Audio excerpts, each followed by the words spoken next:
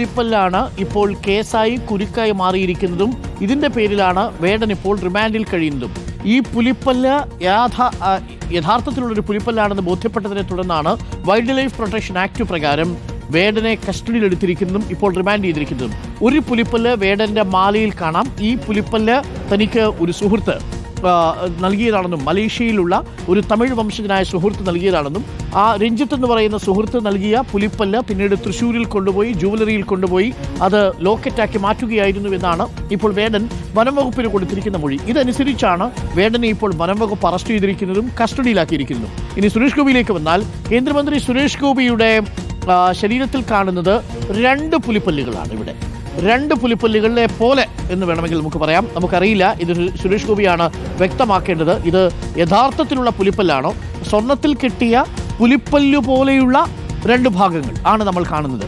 ഒന്നുകിൽ ഇത് യഥാർത്ഥ പുലിപ്പല്ലാണെങ്കിൽ ചോദ്യം ഇതാണ്, വേടൻ ഒരു പുലിപ്പല്ല് ഉപയോഗിച്ചപ്പോൾ അറസ്റ്റിലാവുകയും റിമാൻഡിലാവുകയും ചെയ്തുവെങ്കിൽ 2 യഥാർത്ഥ പുലിപ്പല്ലുകൾ ഉപയോഗിച്ചിട്ടുണ്ടെങ്കിൽ, നമുക്കറിയില്ല, ഉപയോഗിച്ചിട്ടുണ്ടെങ്കിൽ സുരേഷ് ഗോപിക്കും സമാനമായ പ്രൊവിഷൻസിന്റെ അടിസ്ഥാനത്തിൽ വരില്ലേ? അപ്പോൾ ഇത് ഒന്നുകിൽ പുലിപ്പല്ല് അതല്ലെങ്കിൽ പുലി നഖം, ഇതെന്താണ് എന്നുള്ളതാണ് ഇനി വ്യക്തമാകേണ്ടത്. അത് വ്യക്തമാക്കേണ്ടത് സുരേഷ് ഗോപി തന്നെയാണ്. നിലവിൽ വന്യജീവി നിയമം 1972 വൈൽഡ് ലൈഫ് പ്രൊട്ടക്ഷൻ ആക്ട് പ്രകാരം ഏതെങ്കിലും തരത്തിലുള്ള വന്യജീവികളുടെ ശരീരഭാഗങ്ങൾ ശരീരത്തിൽ അണിഞ്ഞുകൊണ്ട് നടക്കാൻ കഴിയില്ല. അത് കുറ്റകൃത്യമായിട്ടാണ് കണക്കാക്കുക. ഒന്നുകിൽ ഇത് പുലിപ്പല്ലിനോടോ പുലിനഖത്തോടോ സാദൃശ്യമുള്ള ഒരു ലോക്കറ്റാണ്, അതല്ലെങ്കിൽ യഥാർത്ഥത്തിലുള്ള പുലിനഖമോ പുലിപ്പല്ലോ ആണ്. യഥാർത്ഥത്തിലുള്ള പുലിനഖമോ പുലിപ്പല്ലോ ആണെങ്കിൽ സുരേഷ് ഗോപിക്ക് വേടന് ബാധകമായ അതേ നിയമങ്ങൾ തന്നെ ബാധകമാകും.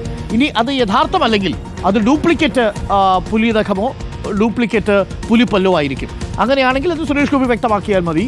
അതാണ് ഇപ്പോൾ DGPക്ക് ഒരു പരാതിയായിട്ട് വന്നിരിക്കുന്നത് എന്നതാണ് നമ്മൾ മനസ്സിലാക്കുന്നത്. അപ്പോൾ ഇത് സോഷ്യൽ മീഡിയയിലും നിരവധി ചർച്ചകൾ നടക്കുന്നതിനിടയിലാണ് സുരേഷ് ഗോപിക്കെതിരെ ഇങ്ങനൊരു പരാതിയുമായി INTUCയുടെ ഒരു നേതാവ് ഇപ്പോൾ DGPയെ സമീപിച്ചിരിക്കുന്നത്. നിയമം എല്ലാവർക്കും ഒന്നു തന്നെയായിരിക്കണം. നിയമം മനുഷ്യരെത്രമേൽ വ്യത്യസ്തമായിരുന്നാലും നിയമം അവർക്ക് മേലിൽ തന്നെയായിരിക്കണം. All are equal before the